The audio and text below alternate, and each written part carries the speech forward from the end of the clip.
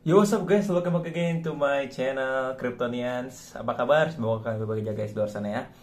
Dan di video ini gue bakal coba bahas kulit-kulitnya aja mengenai cryptocurrency ini.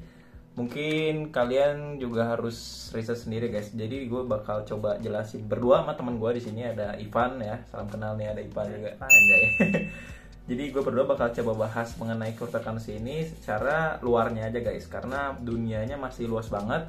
Apa yang gue tahu di sini, apa yang Ivan tahu juga belum tentu benar. Jadi kalian tetap harus research dalam-dalamnya ya guys ya.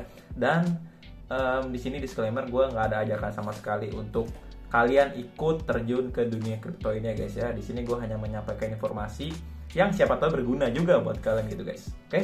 Oke guys, jadi untuk yang pertama mungkin gue bakal masuk ke pembahasan dari sejarah alat tukar dulu ya guys ya. Jadi zaman dulu itu guys, manusia kan masih mengandalkan sistem barter ya guys ya, dimana kita tukar barang sama barang gitu biasanya kan.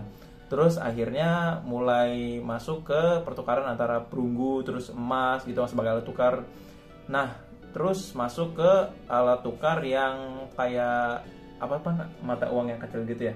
Mata uang yang bulat, yang tengahnya kotak Itu ya, apa ya namanya? dari Dari Cina itu guys. dari Cina itu guys. Ingot. Kenapa itu? Karena kalau kita bawa emas itu kan berat dan juga nggak efisien gitu guys. Itu alasannya.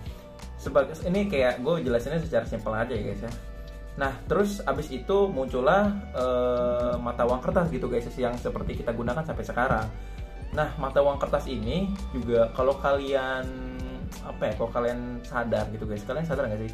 Mata uang kertas ini lama kelamaan nih semakin kesini semakin nggak dipakai. Kita kayak sekarang aja guys. Kita ini sekarang kayak nyimpan uang di bank, terus kita juga beli juga udah pakai GoPay, udah pakai Shopee Pay, udah pakai digital wallet gitu ya Pan ya. Jadi kita udah masukin uang tuh lebih cashless gitu ibaratnya guys ya. Uang kertas udah jadi kuno lah. Udah jadi kayak kuno gitu, karena kita pakai HP kan sekarang, teknologi udah lebih maju. Nanti gitu kalau guys. Kalau mau bayar tinggal scan. Tinggal scan aja barcode-nya gitu kan. Cryptocurrency ini muncul, kenapa Bitcoin ini muncul guys? Jadi waktu itu di tahun 2008. Nah, ini kita balik lagi ke uang kertasnya dulu ya guys ya.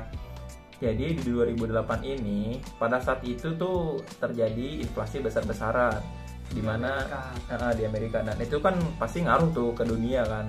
Karena kiblatnya kita kan ekonomi kita kan kiblatnya di Amerika. Ke sana gitu kan, karena ada bank besarnya juga di sana kan.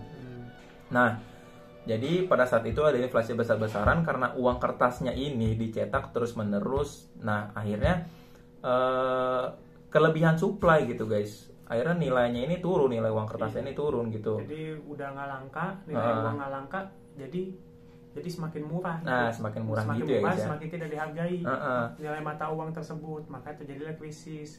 Dolar krisis, kita juga krisis. Jadi semua ada sangkut pautnya nih guys ya. Nah, akhirnya pada saat itu muncullah sekumpulan orang, mereka ini membuat Bitcoin. Bitcoin ini adalah cryptocurrency di mana mereka menggunakan jaringan blockchain.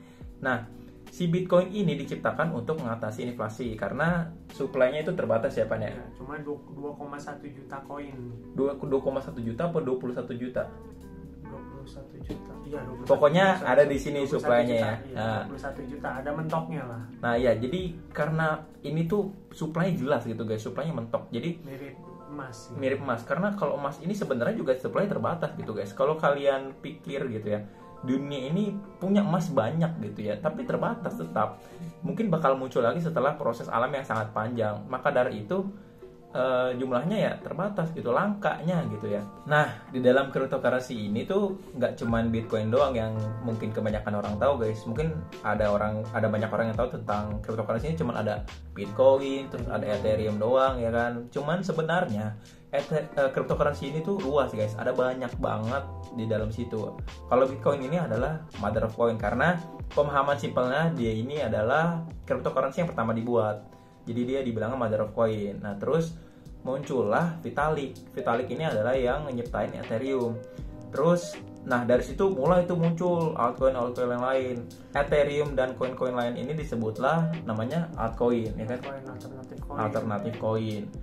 Nah, kita yang bikin cara kita bagaimana mencari uang di dalam cryptocurrency ini.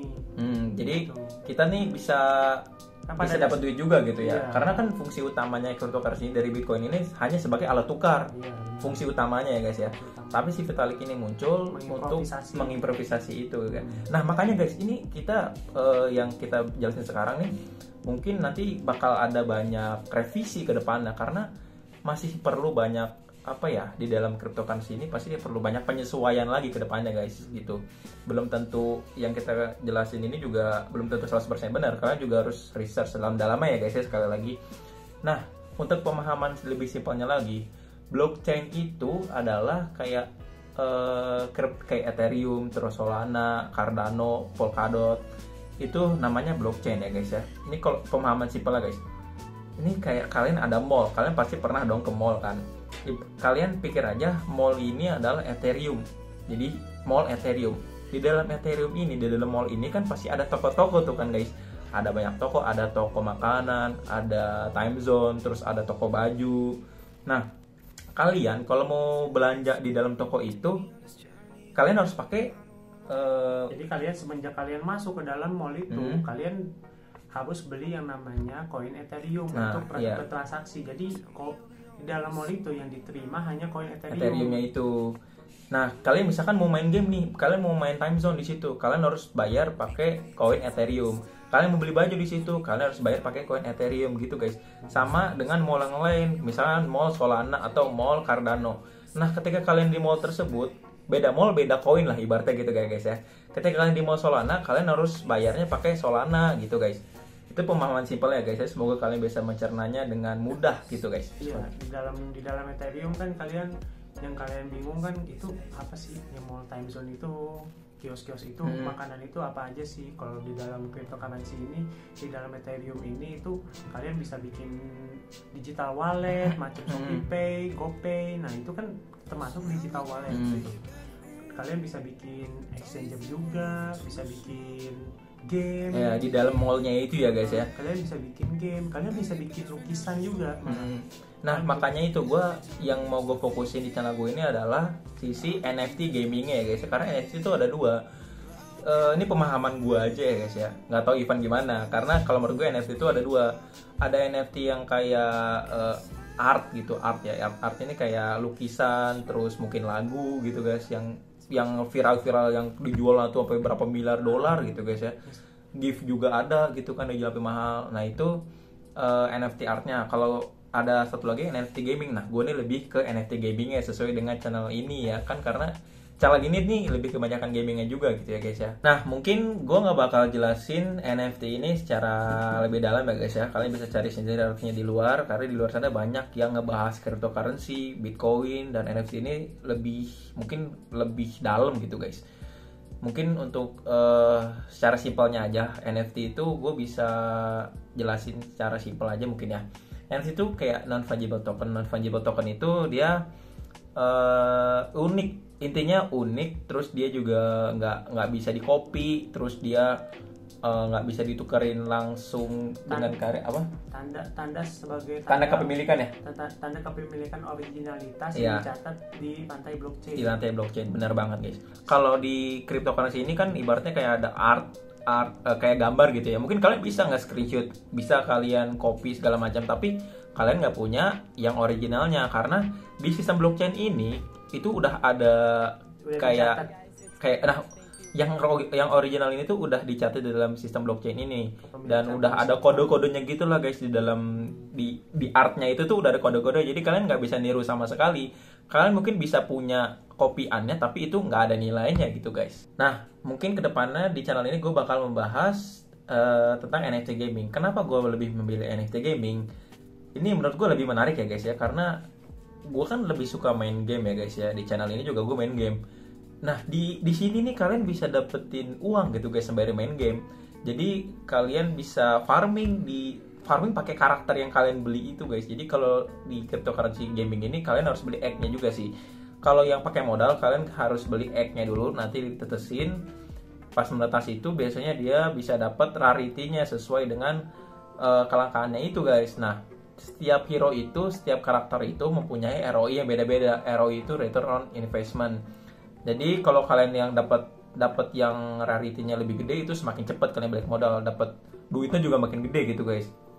Kalian kayak misalkan kalian main Minecraft, kalian kan misalkan main bangun bangunan gitu. Nah, kalian bisa bikin juga, kalian bisa jual tuh bangunan yang kalian bikin. Nah, harganya di mana? Di marketplace, di tempat game kalian bermain. Kayak misalkan kalian bikin main Minecraft kan, kalian punya sebidang tanah, kalian anggaplah kalian beli sebidang tanah itu udah termasuk NFT. Jadi tanah itu udah milik kalian, dicatat di blockchain itu. Nah itu nanti kalian bisa jual lagi tuh ke orang, tanah yang udah kalian punya. Bisa dijual, bisa disewa. Nah iya, bisa dijual, bisa disewa. Nah kalian kan bisa dapat duit dari situ. Itu seru banget menurut gue guys.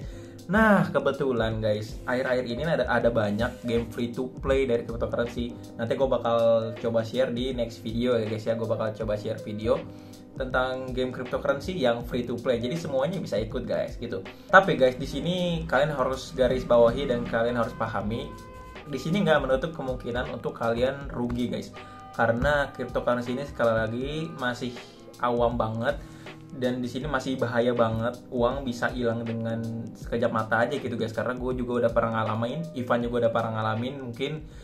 Jadi gue nih langsung cerita aja gitu ya guys ya, cerita lagi gitu kan.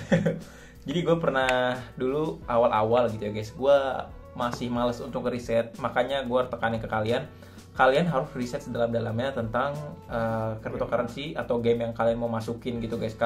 Pokoknya tempat kalian mau invest, kalian harus riset sedalam-dalamnya guys. Jadi gue punya cerita dulu, gue pernah masuk ke salah satu project game apa ya, kayak jadi NFT gaming itu dulu masih dikit. Nah gue masuk ke project game gitu, game itu bagus sebenarnya guys. Jadi gue udah dapat ROI gede, dapat rarity monster gede juga. Kebetulan gue juga masuknya pas di harga murah gitu guys.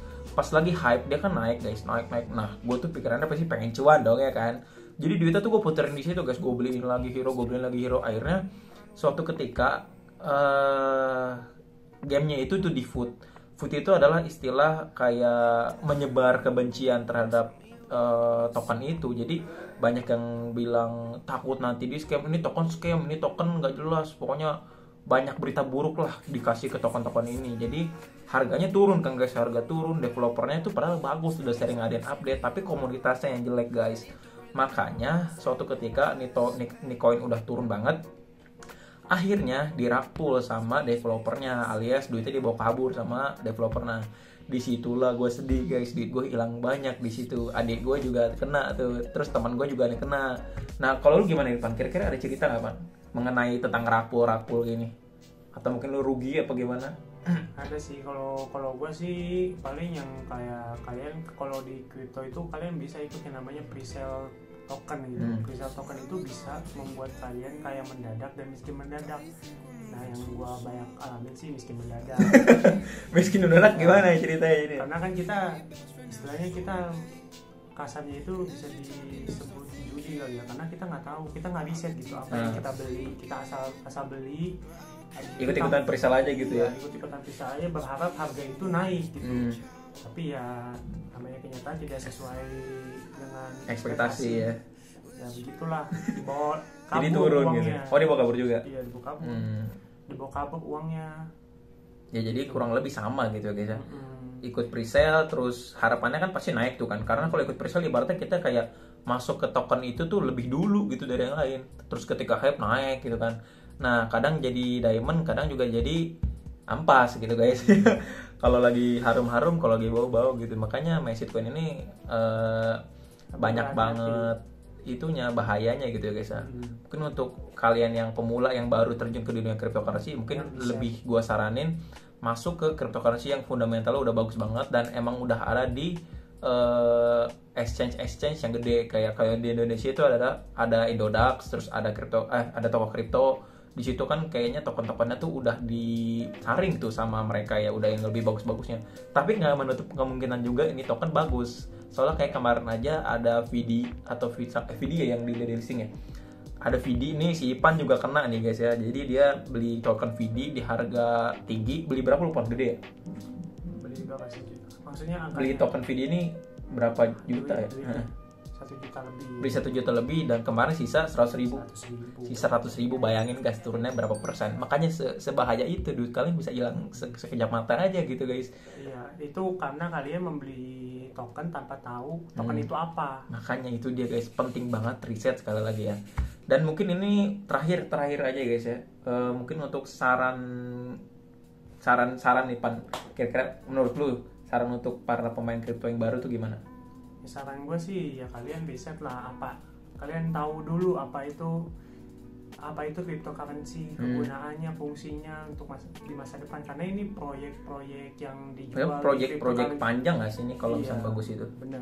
Yang bagus. Yang di cryptocurrency itu proyeknya masih panjang, jauh panjang ke banget. depan. Ini masih awal banget, jadi kita belum tentuin yang mana yang bagus, mana yang ini, tapi makanya riset. Belum tentu yang sekarang bagus 5-10 tahun depan tuh bertahan bagus gitu guys. Bisa jadi ada yang token lebih bagus lagi, ada proyek lebih bagus lagi. Kita kan nggak ada yang tahu gitu guys. Karena kan berkembang sih. Karena berkembang gitu. Terus saran dari gue juga, emang kalian harus riset terus riset, jangan FOMO, jangan ikutin orang-orang, kalian harus tetap riset sendiri. Sekali lagi kalian lebih tekenin ke riset sih guys, riset sendiri. Cari tahu developernya siapa, cari tahu website-nya kayak gimana, cari tahu nih token ngapain, projectnya kayak gimana, itu kalian harus cari benar-benar guys. Kalau kalian nggak mau ngerasain kayak kita rasain gitu guys ya. Mungkin gitu aja sih guys. Lu ada tambah lagi nggak Pak? Ya mungkin untuk penjelasan sementara seperti itu ya guys ya. Kalau kalian emang masih bingung, kalian boleh banget tanya gua lewat Discord gua guys, di bawah ada Discord gua, atau mungkin kalian boleh langsung komen aja di bawah. Oke guys. Jadi mungkin untuk video kali ini cukup sampai sekian guys. Thank you for watching. Semoga infonya bermanfaat bagi kalian. Keep your eyes open guys, and I'll see you guys on the next video. Bye bye. Thank you.